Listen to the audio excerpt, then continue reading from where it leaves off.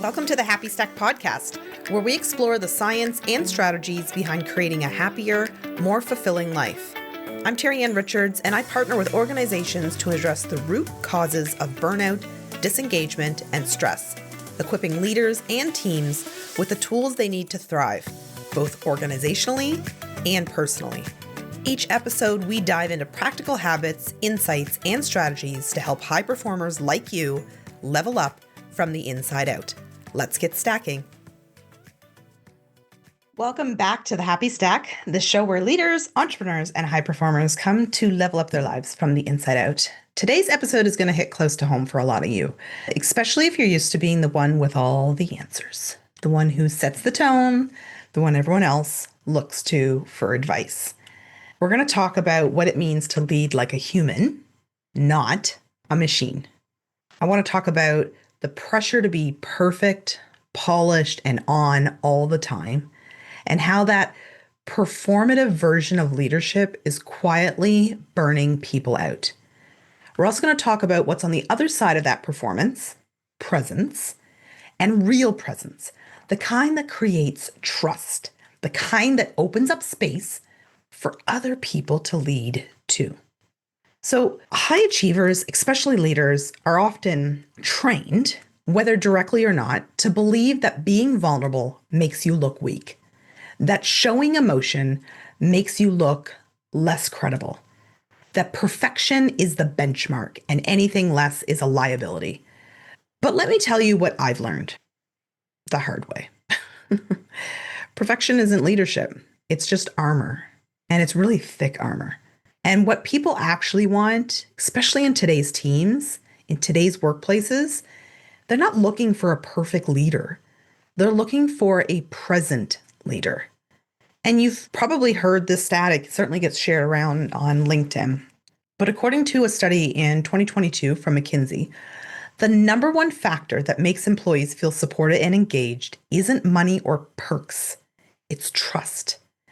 And trust is built through humanity, through showing up consistently, but also honestly, authentically, by saying things like, I don't know, I'll find out, or that did not land the way I had intended it to. Can we talk about it?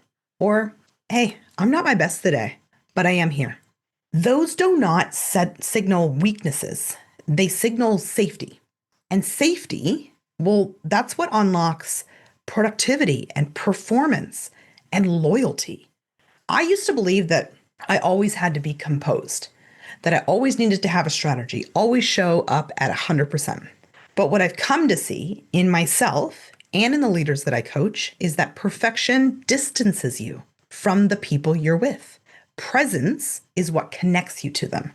The moment that I stopped leading to impress and started leading to connect, everything shifted.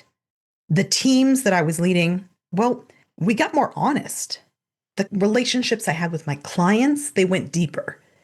And I stopped walking around with this crushing pressure of always having to get it right. Now, I want to be clear. This isn't a call to trauma dump in team meetings or overshare under the guise of authenticity. Leading like a human, it's not about unloading. It's about showing up in your real self with EQ, emotional intelligence, with boundaries, with borders, but also with enough self-awareness to know when your vulnerability is in service of the team to the people you're around, not just in search of validation. So how do you make this shift? How do you go from performative leadership to present, grounded human leadership? Here are 3 perspective shifts that will help you lead more fully and breathe more freely. Number 1, stop managing perception and start modeling presence. You do not need to curate how people see you. You need to model what real leadership feels like.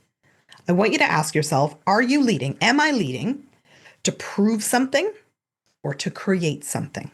Connection, trust, rapport. Is my performance helping me or is it hiding me?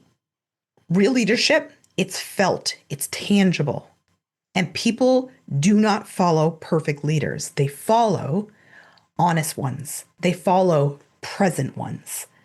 Number 2, replace pressure with curiosity. When you are trying to get it all right, you are shutting down creativity, innovation, possibility.